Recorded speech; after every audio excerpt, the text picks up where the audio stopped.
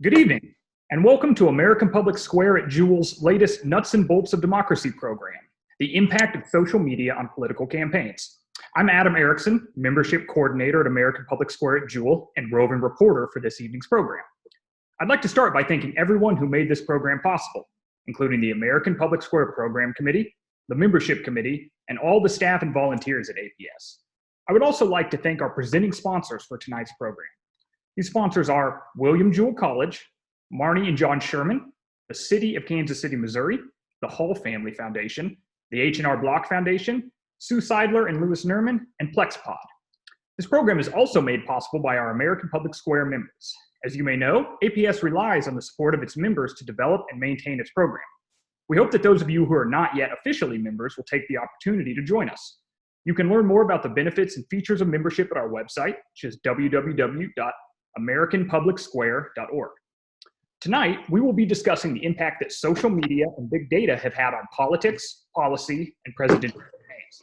The last 2 decades have seen social media become a dominant form of communication, with the majority of the people in the world regularly using social media to share their beliefs and inform their political views. Social media giants, such as Facebook and Twitter, have become the arena in which politics and policy are discussed. And after the 2016 election, there can be no doubt that big data and targeted advertisements will continue to play a pivotal role in our electoral system. Joining us tonight to lend his decades of experience in politics, campaign management, and communication is Tom McMahon, former executive director of the Democratic National Committee and founding partner of New Partner Strategy Group. Alongside him will be our moderator for the evening, founder and CEO of American Public Square, Ambassador Alan Katz. As always, during our American Public Square programming, we welcome questions from the audience. As roving reporter, I will be watching for any questions you may have for Tom, so please feel free to type those into the Q&A section of Zoom. If you're watching through Facebook, you may also ask your questions by posting them on our official APS page. With that, I will turn it over to our moderator for the evening. Thank you very much, Adam. And Tom, welcome, and we appreciate your participating in this. We had originally, of course, planned to do this in person, but a funny thing happened on the way to the forum, and so here we are. And I think that it will be an interesting evening. Tom and I have known each other since the Howard Dean campaign back in 2003, 2004, and have been in touch over the years. And Tom has really been one of those people who tried to explain to me that social media was going to become more important than almost anything else, but I didn't really know what he was talking about. So Tom, why don't you sort of start off by explaining how social media is kind of like emerged and the role that it plays in campaigns, particularly compared to campaigns from the past. So thanks, Alan. It's great to be joining everyone. I'm originally born and raised initially in Kansas City, Missouri, so it's good to be back. I always like to reach back to that. It's been fun to see the evolution of what has happened with social media and data over the years. So for instance, when I was getting back involved in politics in the early 2000s on the Howard Dean campaign, we were known as being really cutting edge on the internet, using the internet for the first time to organize and to create email lists and create blogs and really cutting edge stuff at the time. The funny thing is 16 years later, that looks all very archaic. But one of the biggest challenges in kind of talking about and understanding the appreciation of what's happened with data and how you connect. In 2003, when we were launching the Dean campaign, we would have a bunch of people that would sign up for the campaign website. But back then, the internet was still very much a spooky thing, and people hid under, when we would try and get people engaged in the campaign, we would ask them for their email address and then their zip code. And that was about all information you could get from people at the time. But back then, email addresses weren't like my Gmail account, which is, my full name at gmail.com. What would happen back then is it would be like Superman123@AOL.com or whatever it may be.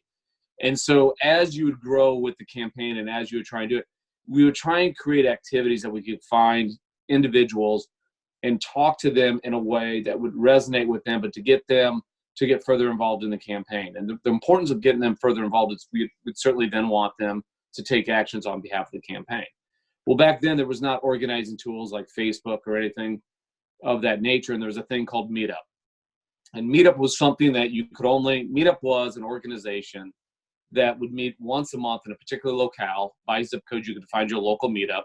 If there wasn't a topic that you wanted to meet up on, you could create the topic, and then those would become organizing principles. And so like the Howard Dean events would occur the second Tuesday of every month. And that's how we'd start to create and organizing events around it. Fast forward to today, what you have is you have data and the ability to tag individuals in such a unique environment that what we can do on campaigns today is, for instance, I'm a household of 6. It's me and my wife. We have 4 kids. You can now actually target individuals by their device, by their usage, and you will know which individual is using that device based upon the behavior on the device. So for instance, my 4 kids using Disney Plus or things like that, a campaign would know that those are not the devices we would necessarily want to target, because we'd be targeting kids and they can't vote. But you could quickly find who the male head of household is, female head of household, and then you can run an ad campaign that's targeted just to one of those 2 individuals if you didn't want to touch both. So for instance, the Clinton campaign in 2016, they had a lot of individuals where they wanted to reach the female in the house, but didn't necessarily want to reach the male. And that's the type of campaigns that you can run.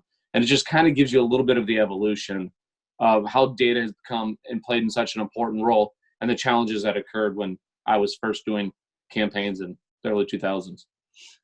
So Tom, when I was doing, when I was around campaigns more than I am now, it seemed to me that television advertising was, not only was it the biggest budget item, it was the item that dominated everything else. My sense of things is that has changed. Am I right or am I wrong? No, you are absolutely correct. And the interesting thing is, I would argue it's changed faster on the Republican side, and to their advantage than it has on the Democratic side. And it's interesting, like when you talk to Twitter. So when I was at the DNC, we had a really good relationship with Twitter, and what they could show you is any big event, sporting event, doesn't matter what it is. When most ad makers would say, this is when you need to go and hit these audiences because they're watching this event, and this is when you run a 30-second ad on TV because it's going to be most impactful. What Twitter can show you is the number of people that switch to their mobile devices. More often they look at Twitter, but you suddenly lose the eyeballs that you think you're going to get by that particular moment. So they may be watching the show, but they're not necessarily watching the ads that accompany the show. And that's kind of what the biggest thing that has changed over probably the last 3 or 4 years in particular.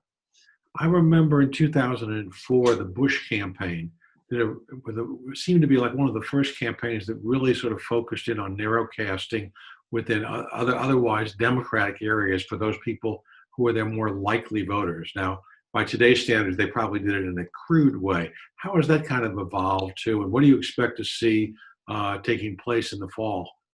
So with the Bush campaign created in many ways what we would call the successor to that, which was the 50-state strategy that obviously, Alan, you were a part of when we were at the DNC. And the notion of what they were doing was the Bush campaign knew going into 2004 with the war in Iraq, with the nature of where President Bush's numbers were at the time, that it was going to be a challenging election no matter who the Democratic nominee was. And so what they really tried to do is they took an organizing principle to a newer level. So what they would do is they would do a couple of different things that I thought were quite impactful. And what they would do is they would do an event with George Bush. And leading into that event, they would encourage volunteers and the different districts to do so many door knocks. But they had very much of a measurement tally as to be able to quantify what the contribution was of these different volunteers or staffers or everything else. And then based upon your performance, what you would do is you would have the opportunity to meet President Bush at his rally in Columbus, Ohio. If you were a super volunteer, you would then get a chance to take a picture with President Bush. But more importantly, what they would do is after Bush's rally and after he got everyone all rallied up, what they would do is they'd have these rallies in the morning, and they would have all these school buses ready to go. And then they would then ask volunteers to then go immediately and start canvassing and doing some more door knocking in critical neighborhoods to help make sure George Bush is president. That was incredibly important. But the way they also tapped into is they started tapping into communities of interest. So in 2004, there was issues like the anti-gay marriage ballot initiatives. There was Farmers for Bush. But they started picking different topics that were kind of hot button issues, and they would do a rallying effect around those particular issues. And they would get those voters to what they would want them to do is then go out and reach to like-minded individuals like themselves. So, for instance, evangelicals. That's when you really started seeing the Christian right coming together in the organization that occurred within there. So on the Democratic side, I remember in 2016, Bernie Sanders asking all of the people at some rally of 10,000 people to send in their text numbers so that they could accumulate a way to communicate with these people. Was that successful, do you think?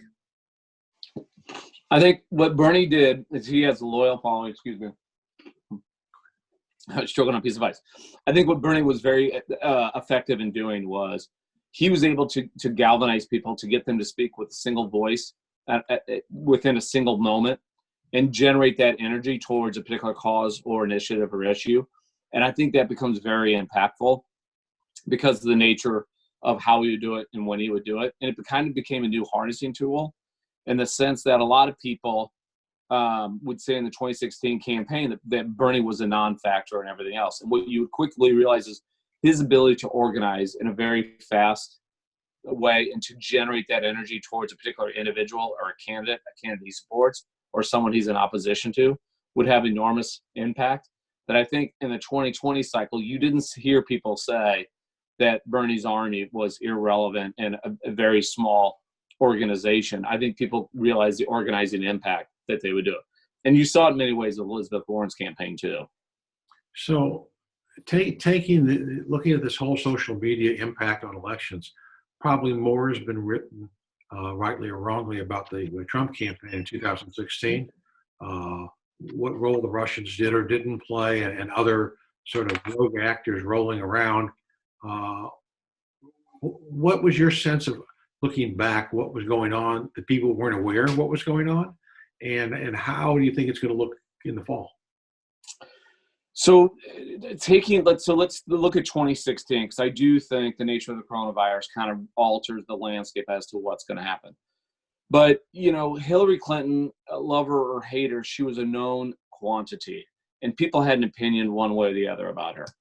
And what had always kind of happened in parallel with the Clinton legacy or the Clinton presidency was, a lot of individuals that were detractors that would always throw different theories, whether they're conspiracy theories, whether they had elements of truth to them or anything else, and they would kind of throw it against the wall and try and see what would stick. And I would argue the nature of what the Trump campaign was able to do coming in a 2016 environment where Hillary ran as the quasi-incumbent. Every presidential election after 8 years, there's generally a little bit of fatigue that's going on. And the nature of the Trump campaign is they were able to run ads. And they understood and had appreciation of how Facebook and Twitter and social media worked, where the importance is getting the shares, the clicks, the likes, because then things that you put out there suddenly are shared virally. And so what they would do is they would push the outer limits that I think I've never seen in modern campaigns, where the truth became less relevant to some of the ad placements they were putting out there. But they would, put some money behind a particular theory and see where it went. But I don't think they necessarily thought that the ads would be as impactful as what they were trying to do is find the individuals that would share content. Because if you're someone that's inclined to share content, then you can become an aggregator and help influence other like-minded individuals like yourself that could be huge engines within the campaign to help drive out vote. And I think between that and their outreach into rural communities that felt like they hadn't had a voice and able to mobilize those folks, I think both those are quite impactful in a way that a lot of people didn't see coming. Well, so do you think this time the Democrats are going to be ready for that? Has the Democratic Party structured in a way in the Biden campaign? Are they ready to be able to compete in that medium? I mean, yes and no. I think the challenge is where you go and how you do it. And I think the nature of the coronavirus is people coming out of the 2016 campaign, I think people questioned, it was very much of kind of what people are tapping into was the anger coming out of the bailouts of 2009 and the nature of what created the Tea Party movement in many respects. And people felt like The haves were continuing to get much, much more, and the have-nots were underrepresented, didn't have a voice, and were getting screwed by the system. And I think when you're a challenger, it's much easier to throw stones at the establishment and challenge everything about it and just have no consequences for what you're saying or what your actions are. I think when you're the incumbent going into the election, where you've torn down a lot of the institutions, that when you have the pandemic, the nature that we have, I think people are going to view some of the bureaucracy that they kind of had a disdain for. But now I think they're starting to see their federal government has failed in ways that they didn't anticipate. And that's what I think kind of changes the dynamics of this election, because I think people are now kind of starving for a credible source. And I think that's why you're seeing a split between, and I'm not trying to make this discussion political, but I think that's where you're seeing a split between where governor's approval ratings are, which does not correlate with partisanship, and where the president's approval rating are when it comes to handling the crisis. And you see individuals where there's just people are very anxious about what's really happening, what information they can rely on, and how to seek out that information. And so they're applying a filter to the information they receive in a way that I don't think previously they've done. And I think that's kind of an interesting dynamic. And I think that's the nature of campaigning going forward that is going to be interesting as to how it plays out. Okay, well, I know that some of our listeners, our viewers, I guess I should say, have some questions. Adam, you got any questions for Tom? Yes, I do. We have one that's coming through Facebook. The question is, what does the future look like with nefariously gaming social media, and how can we better inform the public about it to produce more reliable data on misleading social media operations? So I think it's a great question. And by the way, it applies also outside of politics. It applies to what you're seeing with these fake coronavirus test kits that are now being sold. But there's a section of the Federal Communications Act called Section 230, which is right now social media sites cannot be held liable for something that is posted on their site, because in theory they can't have control. And Congress has taken a real hard look at that because of third parties, governments, outside governments are starting to use our social media to play Americans against each other and to spread disinformation. It's happening right now with China, Russia, and Iran currently doing that within the U.S. right now about what people should do in terms of seeking solutions and remedies for the coronavirus. And I think Congress is taking a much, much harder look that the Googles, the Facebooks, the Twitters need to kind of police themselves and be held liable. And so right now, the presumption is, by the nature of freedom of speech, that it is posted, and if enough flags come up, it will be removed. Whereas they're going to try and apply potentially some type of scrutiny before something gets actively posted or kind of monitored. But that's something that's being looked at. Well, so let me just ask this question, Tom. That you talk about the social media companies regulating themselves. I don't think we have a great history of self-regulation of any industry in America. What do you think could be? I understand that we all understand there are First Amendment problems, but the question really is, what do you think would be a reasonable way to give people more confidence that what they're getting through these various social media outlets, more likely than not, has some relationship to reality? I think it's a good question. I mean, I think the nature of, in order to, here's the standard is different in terms of if you do a broadcast commercial, in order to air a 30-second or 15-second candidate ad, you got to provide the factual documentation, and each network by network makes a determination because they are held libelous for anything that you're using that is not correct. And so I've experienced where ads get rejected for a variety of reasons.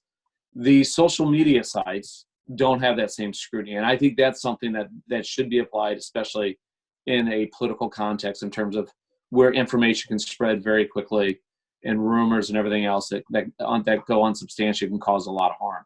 And I think that's the challenge. And I think that's where the standard should be held, because the reality is the amount of money so in 2016, there was $81 million spent on just on Facebook on ads. And that's a significant amount of money on just a single entity. But it's like the social media sites are generating more revenue per ads than the networks are at this stage of the game, which is why I think they should be held to a higher standard, especially when it comes to our politics. And I apologize, I keep giving you long answers for everything. That's okay. That's a good one. Adam, you got another question for us? Yes, I do. We got several coming in through the Zoom Q&A. Facebook has announced that it will start identifying the country of origin of some political posts. At first glance, it seems like transparency could help us see foreign actors at work. Does that seem right to you? So that's already been proven that they've set up individuals that are. So what's happening right now, and this is happening both on Democrats and Republican sides, and a lot of the operators are actually corresponding about it, is an individual that's got a high political profile. So take me if I was the executive director at the DNC. What a fraudster will do is create a Facebook account, scrape my photo, scrape my bio, and just have one letter missing from what would be my Twitter feed. And what will happen is they'll start creating a following. And this is what both the Russians and Chinese have been found to be doing. And what they will do is they'll first start posting things that fit into the profile of something that I would post.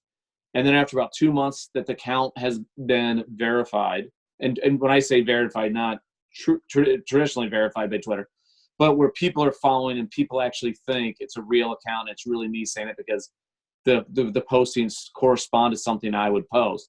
They then start dabbling in some of this extreme stuff, and they then start pushing out different things.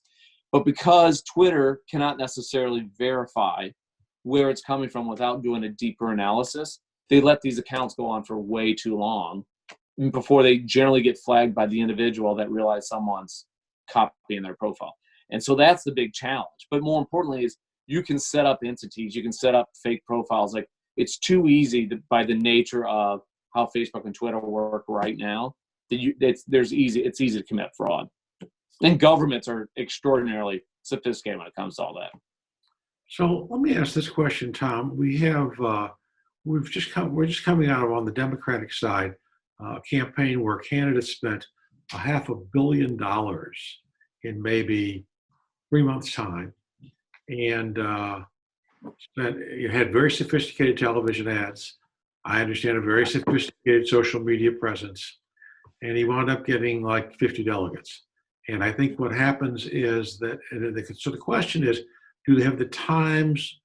Are things so fraught right now because of the polarization surrounding the president that all the stuff that normally would move people through social media and other things really kind of irrelevant? I would never say irrelevant, because what the internet's good about is, and it's interesting how much quieter a lot of the social media sites are without sports, but it's fear and anger and passion is what social media sites thrive on. And so with the lack of live sports, there's people are debating the merits of the Michael Jordan documentary, the Chicago Bulls documentary, but there's not the nature of the passions that will get generated around politics come the fall, when both campaigns from both sides are leveling different types of charges. And so that's when I think you'll see social media get pretty supercharged. And I think, to your point about talking about the Bloomberg campaign, I think, here's someone that didn't necessarily fit the mold of being a traditional Democrat, because he's kind of been a Republican before, he's been independent, the different things he's advocated for. I think the nature of this election cycle is Democrats want to make sure that Trump is defeated in November. And they really want to make sure that whatever candidate is the nominee, that is what they're gonna go forth with. And that's where I think the rallying effect occurred around Biden, is people felt like he had the best chance to defeat Trump in November. And I think that's kind of what sort of happened. And so even though he probably spent the least out of all the campaigns, I think that rallying effect, I think we saw that with John Kerry in 2004. Yeah. Well, did you think it was sort of organic and basically, as opposed to driven by all the things traditionally campaigns spend money on? The Biden support? Yeah. I mean, yeah. I mean, I think it was completely organic because there was not an organization in place to not only have predicted it, but to have made it happen. I mean, when you look at the state of Texas and some of these other states where he did surprisingly well against better organized campaigns, it was truly organic because in some of those states he didn't have any, besides a state director, he had no one on the ground doing anything. Okay, Adam, you got another question for us? Yes. Here's one from the Zoom chat. Somebody asked, short of staying off of social media, how can a citizen protect their data? Oof. I mean, I hate to say it. If you're on Facebook and Google, it's really, really hard. And the nature of, I mean, listen, I do think Congress is looking seriously at how to kind of do better privacy restrictions and everything else. But it's the linkage of data is the real culprit. So most websites, what they will say is we don't collect PII, personal identifiable information. And what they mean by that is they don't necessarily care that I'm Tom McMahon, I live in Virginia, here's my address, here's my phone number, and here's all my demographic data.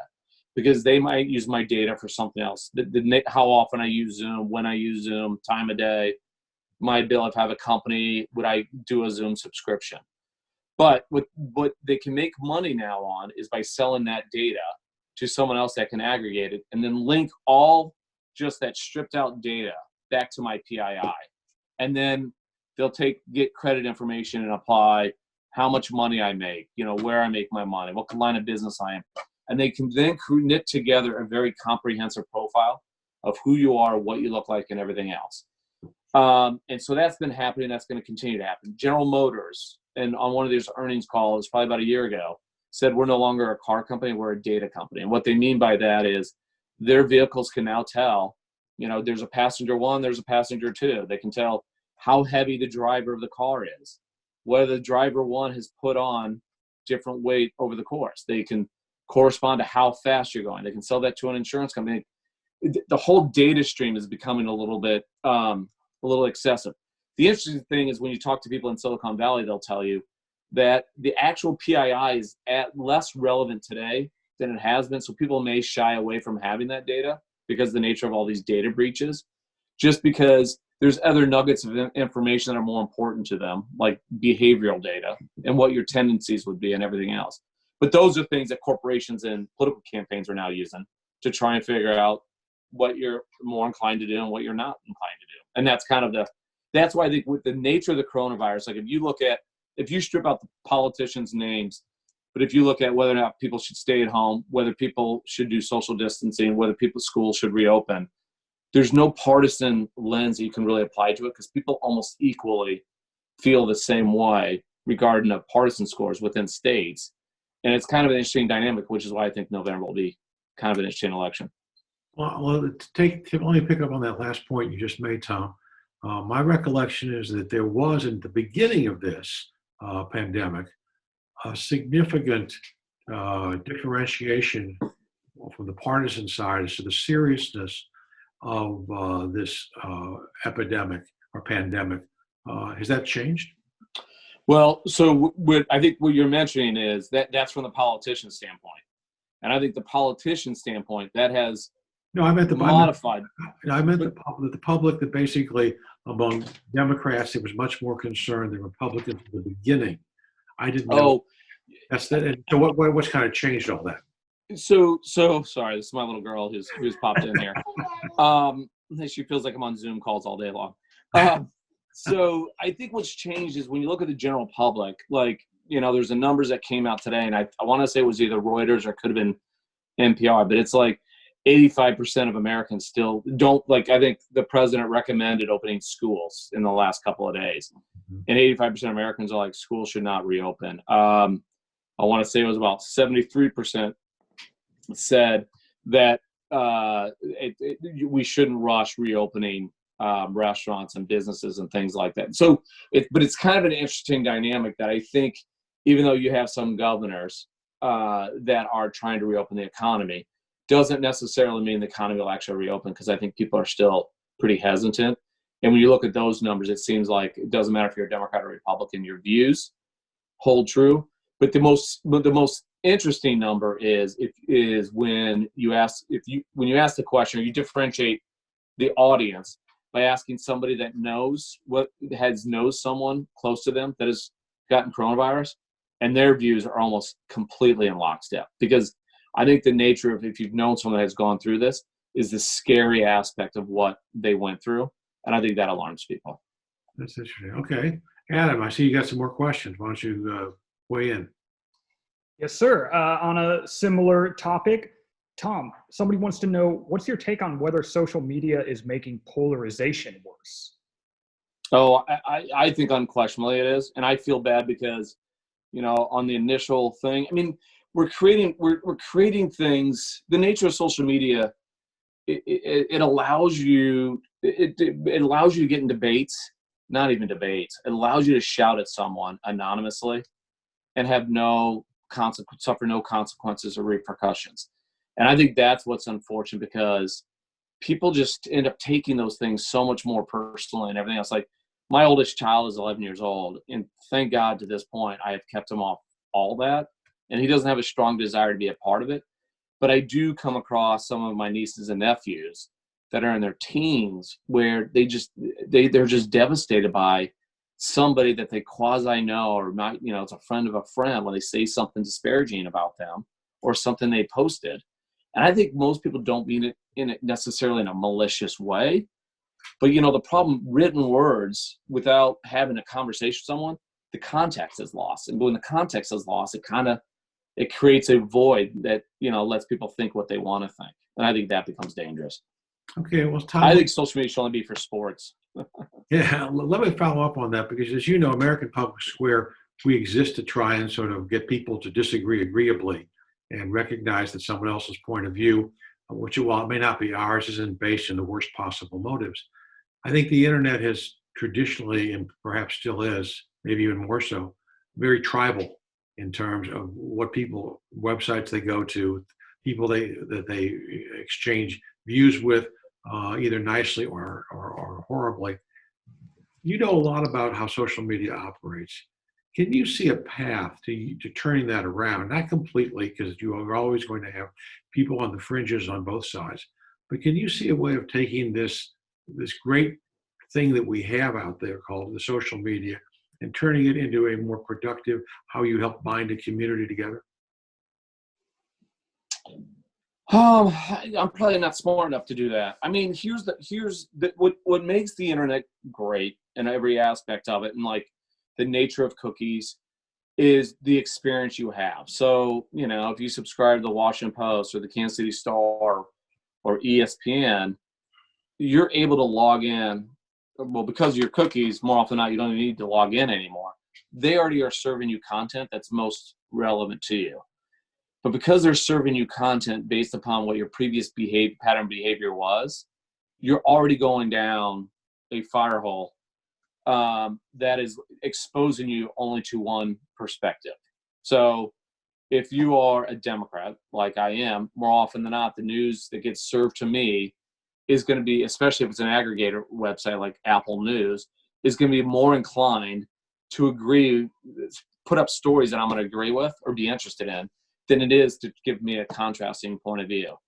And that's where I think also creates the tribalism. But the problem is then it offsets the convenience of going to those websites and quickly seeing the articles that are going to be of most relevance to you. And so I don't think you can eliminate one and still have the other. And that's the challenge, because all they're trying to do, the average website people stay on for less than 2 minutes.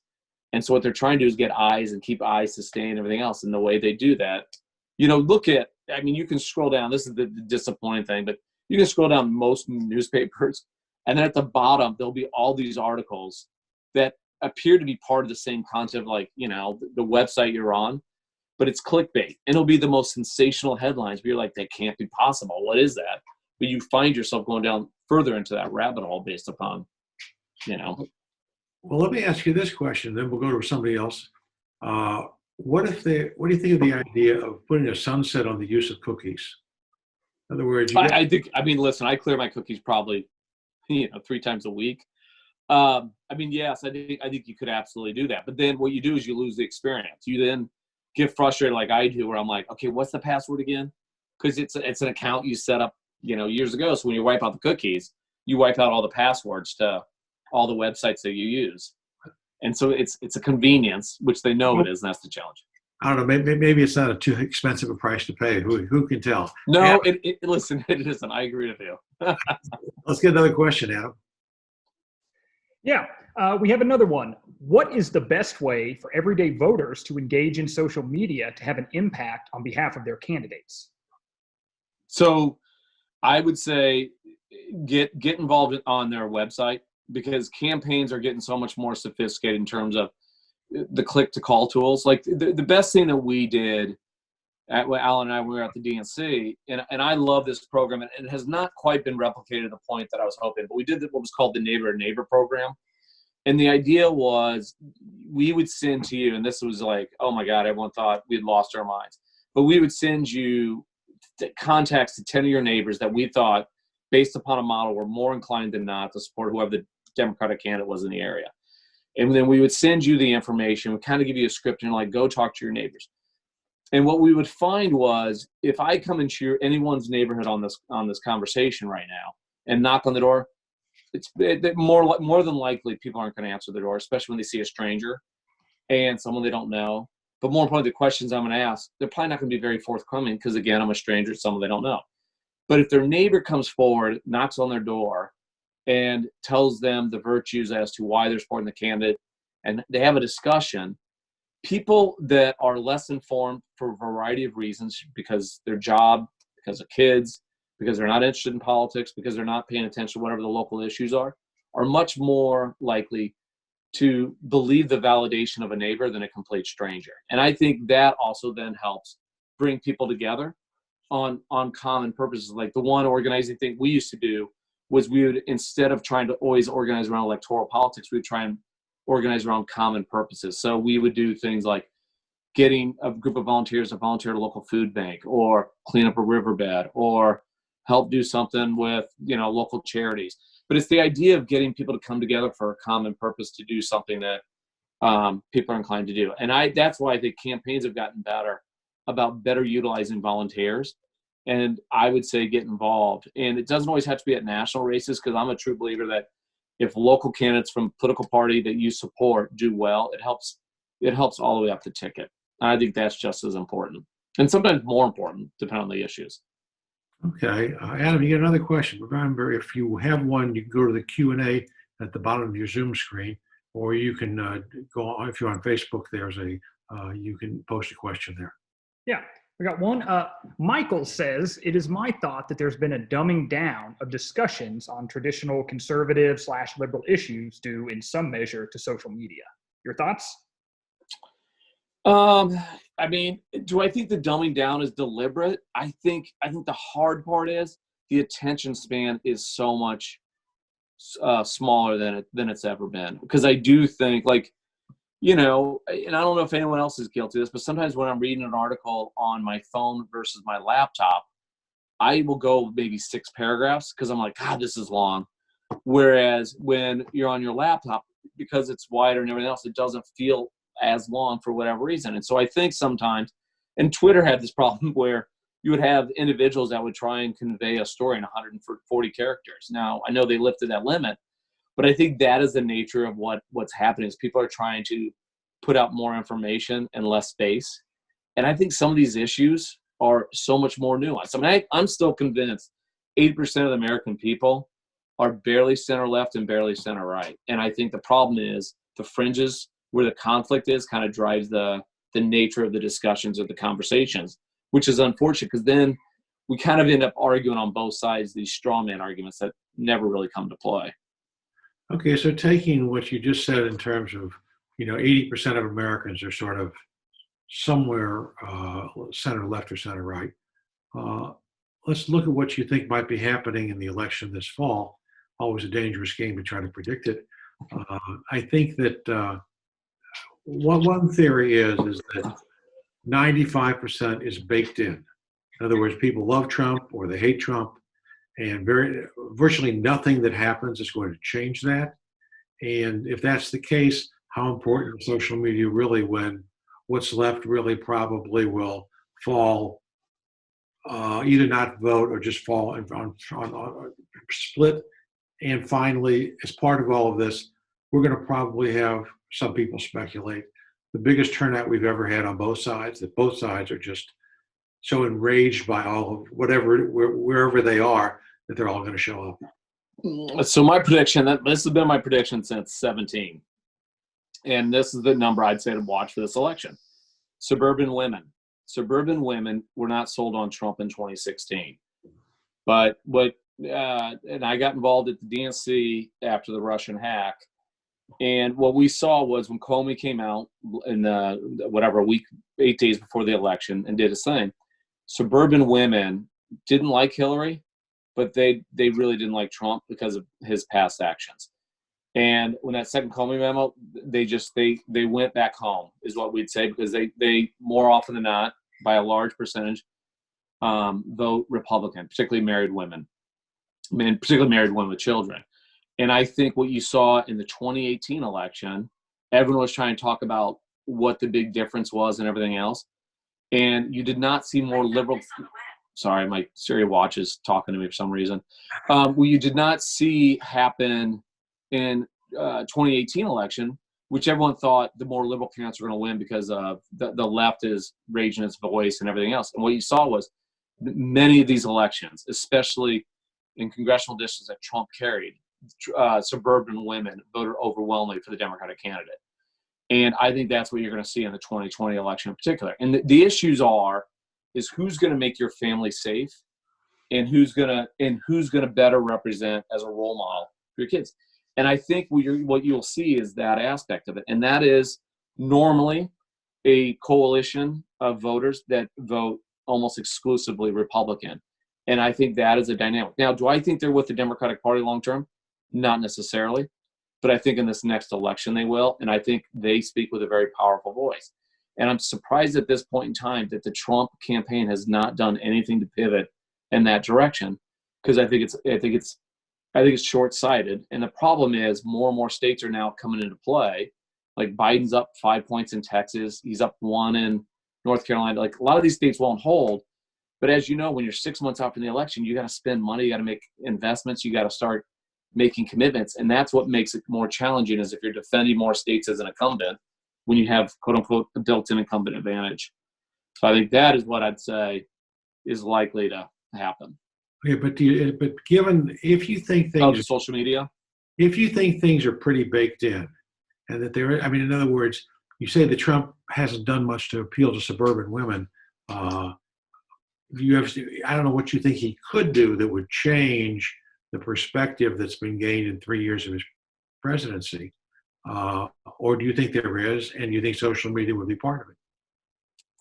Well, I think social media will actually play a role, because what you definitely have, and this would go to that neighbor to neighbor type thing, but you have these local listservs where you have people that are very influential within those communities that could talk about the virtues of what they're doing, why it's important, that'll be making safe. And and kind of settle the anxieties. But I think the nature of social media and your ability to go into niche audiences and reach them without the larger community seeing, there's a way to kind of really personally to tailor your message that will have broad-based appeal that doesn't necessarily have to resonate with the masses. And so that's what I thought was, completely compelling. So in the 2016 campaign, this is what I think Trump campaign does well. Hillary Clinton ran about approximately 60,000 different types of digital ads. In comparison, the Trump campaign ran close to 6 million different targeted digital ads. And it just shows you that they're much better about segmenting their audiences and hitting them with a very personalized, effective message on a much more localized way. And I think that's impactful. But from all indications as of now, they haven't been doing that to suburban women for whatever reason. And I don't understand why. And maybe it's because their polling or research says it's too hard of an audience to reach now. Okay. Adam, you got another question? I do.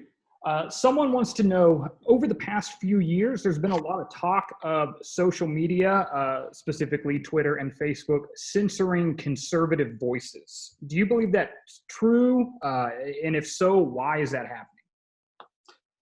So it's interesting. I work closely with a lot of Republican operatives and everything else. No, I mean, do I think it's true? I don't think they censor. I think what happens is it goes back to one of the earlier questions. What is the filter that you try to apply that holds people accountable for what they're putting out there? And that's absolutely the trick. And I hope, I'll throw this one out there, but this is one of the ones that one of my dear friends was pointing out to me was an example, but it's the nature of the anti-vaccination people. And what they, were talking to her, they were citing a study, and most of their ads were going up until the medical journal study came out and was disproven, and the doctor was discredited that put it out there and everything else. And so all the social media sites stopped allowing that to be up there. Well, some people would argue that was a form of censorship, but some people would say public health communities were pointing out that this is something that has been debunked, and that the risk and the liability are too great, and that they couldn't, in good name, continue to do that. And there's been examples of that. And by the way, it happens on the left too, when they try and talk about things in the nature of politics that aren't true, and or just kind of these UFO type. I shouldn't say UFO type conspiracy, but the conspiratorial against the Trump administration or something like that.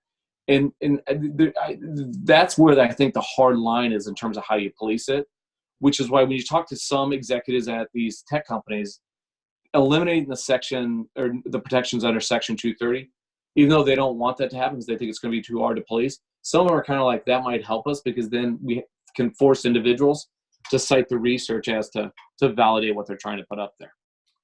Okay, so let me ask you this, Tom. We were obviously going through a tremendous social upheaval in this country with this pandemic.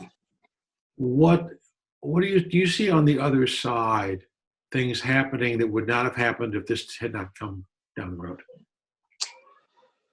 Good question. I mean, the thing I think people sometimes when they read something will accept it at face value, especially if it appears on a website that they view as being credible.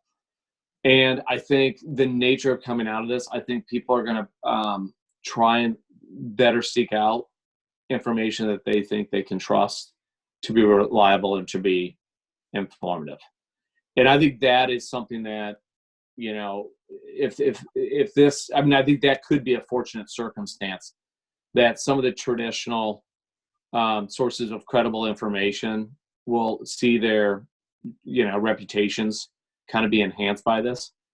And some of the ones that we kind of all go to that are kind of clickbait sites that you kind of read, you'll kind of take a little bit more of a skeptical lens to it. And I think maybe that could be something of benefit, as well as, to be quite honest, having a more serious conversation about some of the different, what the role of government is going forward and at the federal level and how it should be more responsive in situations like this. Okay, Adam, we got time for probably two more questions, so let's pick two good ones. Okay. Yeah, we got plenty of good ones actually. Here's one that came online.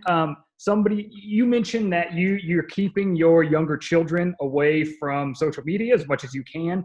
What is your opinion on when is the best time to kind of introduce them or allow them, and how do you kind of inoculate them against all of the dangers of social media?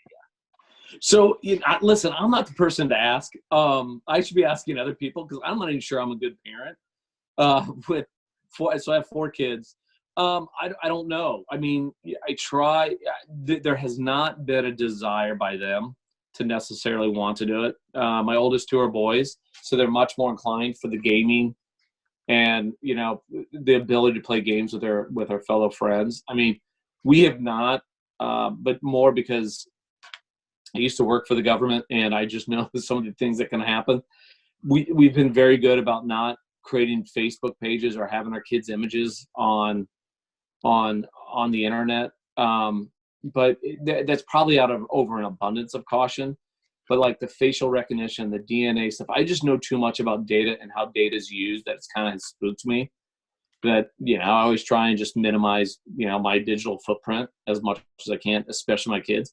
Because my view is at some point in time, they're going to want to be able to create whatever identity, so to speak, that they want, and they should have control of that in a way that makes sense. I mean, obviously, when they're no longer mine, I'll have a huge influence while they're mine. But I don't know the right answer on that. But I just know that like a bad example, but many of these type of websites, if you look at the fine print, which I'm a lawyer, poor Alan knows that too. But if you look at the fine print, if you post a photo, you lose rights to that photo, and they can use it and sell it, and it can be used for commercial purposes in an ad in another country that you'll never see. And that happens a lot more than people realize, especially of small children. And I just kind of like didn't want to go down that lane. But anyway. Okay, Adam, we got another question. Yes, we got one more. Here's a big one. It might be a hard one for the last few minutes of this. How does net neutrality affect social media? Well, I mean, listen, I am by no means, we're totally getting out of my lane of expertise.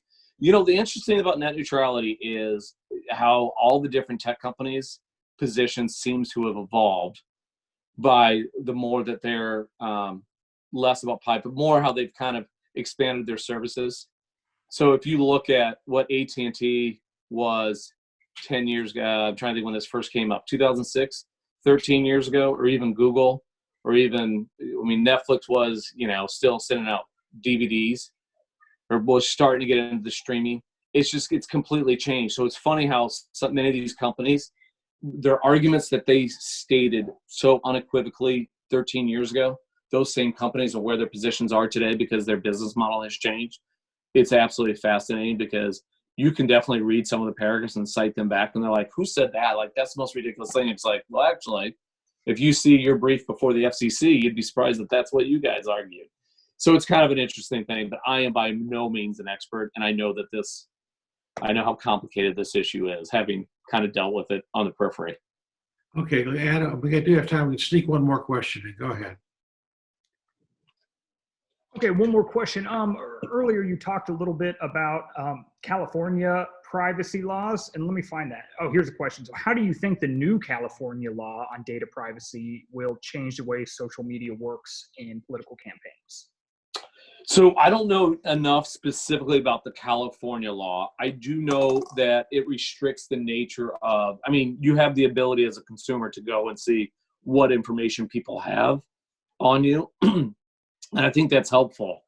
The biggest thing that I saw that I really appreciated was back when I was in college and law school, in credit cards back in the day, if you didn't read the fine print, you wouldn't know the nature of the terms that you were agreeing to.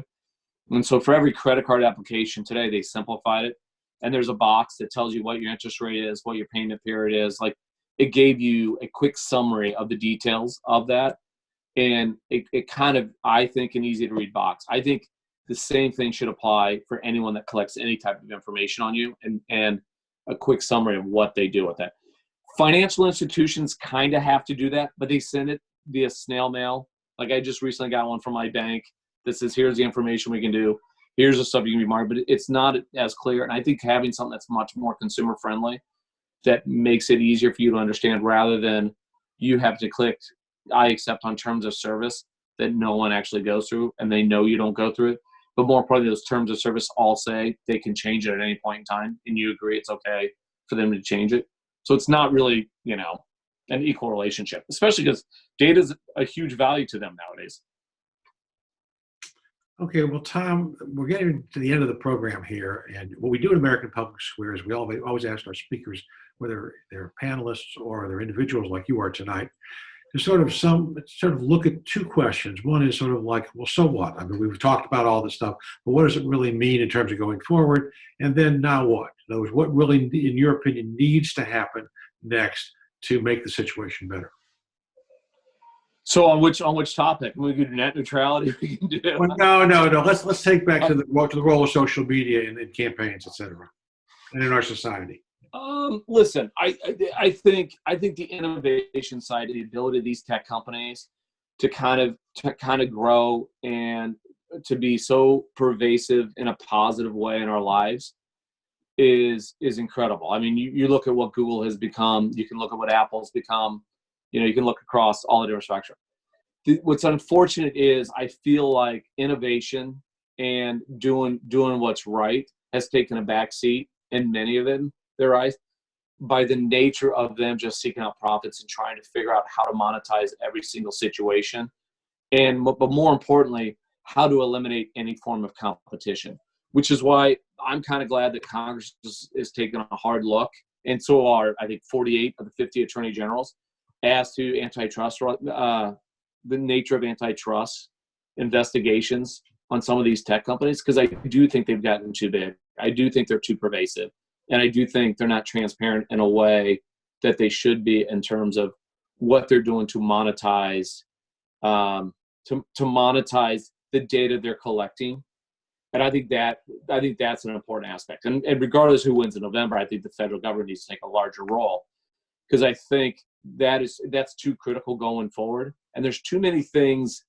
Like, I would argue our laws are too antiquated that they can't handle what's currently going on. And the enforcement mechanisms and the privacy mechanisms are about 10 to 15 years behind what's currently happening. So it's like these DNA tests, there's no prohibition for them sharing them with health insurance companies, which then can deny individuals health insurance based upon what they might have a predisposition to have. And I think that is unfortunate, because you're using data to make decisions that are not necessarily completely fact-based.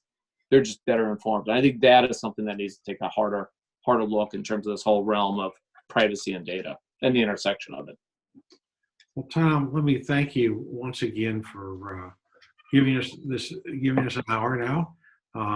For our watchers and listeners, it took us. We had to go through Zoom for Kansas City. Yet when I was in Portugal as the ambassador, Tom, we brought Tom over there to give a talk. So I think that next time, hopefully, we'll get him in person as well.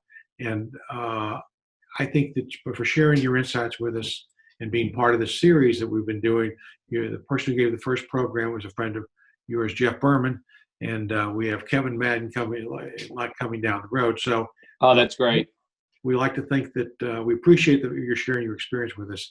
And Adam, let me turn it over to you now. Thank you very much, Ambassador Katz. Yeah, and once again, thank you, Tom, for sharing your expertise with us, for sharing your time with us. I think it's been fantastic, judging by the amount of questions we still have that we didn't even get to. I think people have been very interested to know about this, so we appreciate everything. I'd also like to thank all of our supporters who tuned in tonight. After this ends, as soon as we leave Zoom, a short survey will pop up. We would greatly appreciate if you would just take 1 or 2 minutes to fill this out. These surveys help us learn what we're doing right, what we could be doing better, and help us figure out what kind of programs that we can have that will be of interest to you. Again, thank you so much for your support of American Public Square at Jewel. Now more than ever, our mission to improve the tone and quality of public discourse is incredibly important. Even as we are socially distanced, we have to find ways as a community to come together to talk about these important issues. If you like what we do, if you think this program is worthwhile, we ask that you consider becoming a member of American Public Square. Again, you can do so by going to our website, which is just americanpublicsquare.org. You can also see our upcoming events. As Ambassador Katz said, we have more of the Nuts and Bolts of Democracy series. We will continue to have our signature events and smaller member-only events. So I hope all of you have a safe and healthy spring. Thank you again for joining us this evening. Have a good evening. Thanks, guys. Hey, Tom, thank you very much. Really appreciate it, my man. Absolutely. It's great to see you.